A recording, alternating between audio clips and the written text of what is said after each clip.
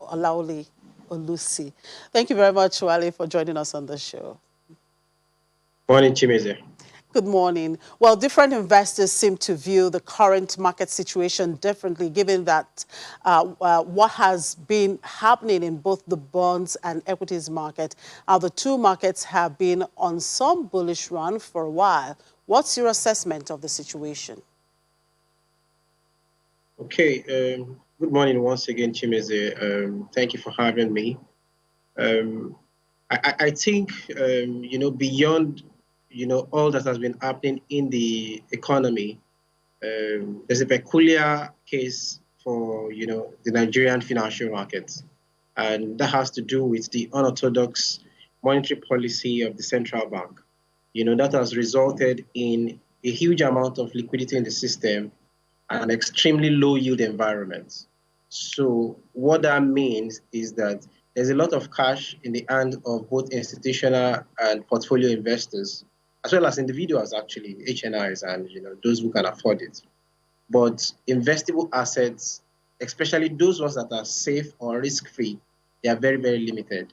Government is offering about 1-2% for treasury bills. 10-year bond yield is doing about 10%, 8 to 6%. A lot of foreign portfolio investors are stuck in Nigeria. They couldn't take out their funds.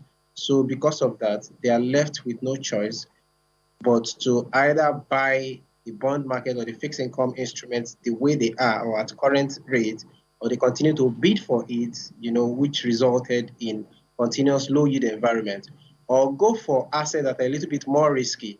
And that's what has led to the rally in the stock market. Year to date, the Nigerian stock market closed about 8%, up yesterday, as of yesterday.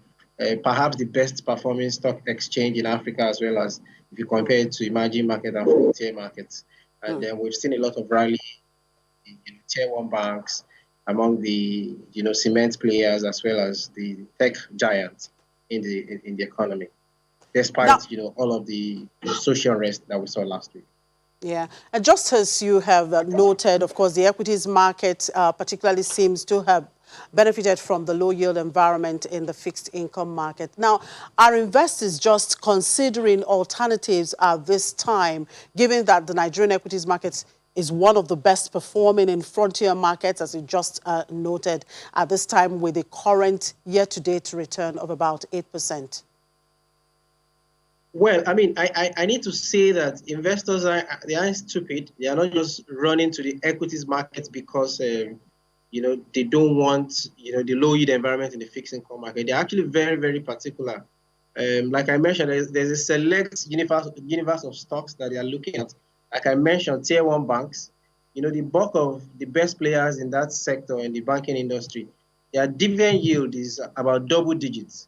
Now, put a Zenith or a GT or even a UBA, side by side, 10-year bond. That's doing about 10 to 12% dividend yield. Meaning if you buy any of those stocks today, in about 6 months from now, you get about 10 to 12% dividend yield. Now, if you annualize that, that gives you about 24%. That makes more sense than putting your funds in government bills that are paying about 8% or less per annum. In fact, some 364-day bills are doing 2 to 3%. So I think those are the reasoning behind the rush for equities. Even some of the cement players, that's what we've continued to see.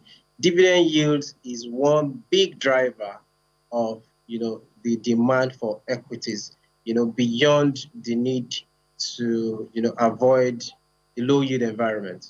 I think Now, it's just investors following the money. yeah. So are you saying that the current fundamentals of the companies support the current positive momentum we're experiencing in the equities market, or is it that a bubble is brewing in the market? Okay, you can call it, a bubble. You can question the fundamentals of the Nigerian economy as a whole. But don't forget, even before the coronavirus outbreak that led to the crash in March, the Nigerian market itself has been considerably undervalued because of the preponderance of a double-digit yield in the fixed income market. So it just made more sense, as at this time last year and before, to stake your money in treasury bills of 6 months to 1 year at 12% or more, or even buy a bond of 2 year, 3 years that are doing 14, 16%. So the stock market have been undervalued as a result of that. But with the crash as at March of this year, stock prices actually fell to record levels, and dividend yield became much more attractive.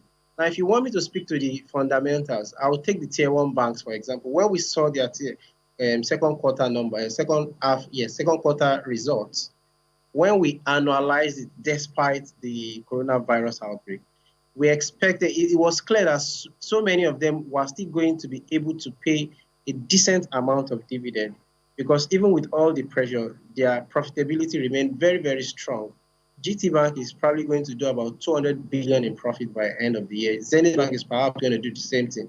Access Bank, UBA, and First Bank, they are all going to do PAT in excess of 50 to 70 billion by the end of the year. They may just be able to maintain their dividend as at last year. Now, if you go to the cement operators, something similar is happening to banks. These are companies that are extremely profitable. Yes, the pressure on the economy will slightly hurt their revenues, but their profitability remained quite resilient. And the fact that they will be able to pay dividends clearly give investors the reason to just go for them instead. And that's why prices have been rallying so far. So in all of this, which sectors have been the clear winners from your perspective, and what will be your outlook for those sectors for the rest of the year? I know you did mention the banking, you mentioned the cement, sector, which is of course the industrial sector. All right. So apart from the banks, apart from the cement companies, which have seen resilient performance, I mean, WAPCO just published, and it was very, very impressive. The consumer goods, the food-related consumer goods company, the food processors, basically, are also showing strength. We saw the flour mills results. The agric segment of their business actually came in very, very strongly based on what we got from management as of yesterday. Don't forget, there's a lot of policy that supports agric operators, including the palm oil producers, Okomo and Presco, the border closure, all of the policy interventions of the current administration in favor of the agric sector, and the demand for food, because we need to eat. I mean, we all saw the palliatives. All of this came from food processors. Look at the amount of Indomies that are stockpiled in many warehouses. These things, some of them would have been paid for, some of them will be donated. But that tells you that food remains a major component of what we need to survive as a people. So the food processors are doing well. The telcos, data connectivity is driving revenues among telcos. Airtel has jumped over 400, to over 400 naira per shares, as a result of what we've seen. I also think that with the reform in the downstream oil and gas sector, we've also seen some traction in the downstream sector of, the oil and gas sector. Many of the prices there have also rallied. We saw Etana Oil and a few others earlier. Okay, it's earnings season, and we have already started seeing some positive earning releases from few names in the consumer and banking sectors. What are your broad-based expectations for the third quarter earnings, or would you say the numbers seen so far have been real growth, or are they induced by the currently mounting inflationary pressures? Okay, so I mean, I'm going to take it, sector by sector. For flour mills, like I mentioned earlier, food processing, agri, feed. They have a premier feed company in Ibadan.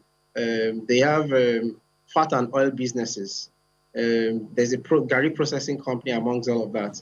These are the volume in each of these businesses actually grow as a result of what is happening in the agri space. Their flour business is also doing quite well, so that I don't forget that. So apart from price increases, we also saw, a surge in volume growth. And flour mill did the best. They reported the best performance in the last 4 to 5 years, as at their half-year result that was recently released. For WAPCO, yes, revenue growth was there, but their bottom line, their profitability was significantly supported by reduction in finance costs. Remember that I mentioned that the fact that low yield environment, is boosting interest in equities. But that also means that corporates who want to raise capital can raise it at, a very cheap rate. All you need to do is to add, 200 basis points to what government is doing to treasury bills, and you will be able to do a commercial paper at about 4 to 5%. That helps you save a lot of money. And if you can increase your, productivity as a result of that, the leverage effect on your profitability is huge. For Stanbic, we also saw solid numbers from Stanbic. Their wealth management business, their pension business, their fees from asset management supported their earnings, even though they are not so big in banking, but we continue to see strength. So what this means is that it looks like there's a pent-up demand as a result of the coronavirus that is supporting Q3 numbers.